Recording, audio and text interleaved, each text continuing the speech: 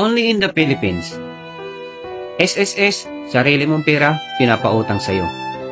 Only in the Philippines. Kapag late ka, may kaltas. Pero kapag nag-OT ka, walang bayad. Salamat na lang. Only in the Philippines. Kukuha ka ng valid ID, pero hahanapan ka pa rin ng valid ID. Only in the Philippines. Tumaas ang presyo ng bilihin, pero ang sahod, ganun pa rin. Only in the Philippines. Kapag naghulog ka ng pera, walang kuskus balungos. Pero kapag nag-claim ka, maraming requirements ang hihingin. Only in the Philippines. First job mo, hahanapan ka pa rin ng 3 years work experience. Only in the Philippines. Hiring ng waiter, pero graduate ka muna ng 4 years course. At dapat, with pleasing personality ka pa.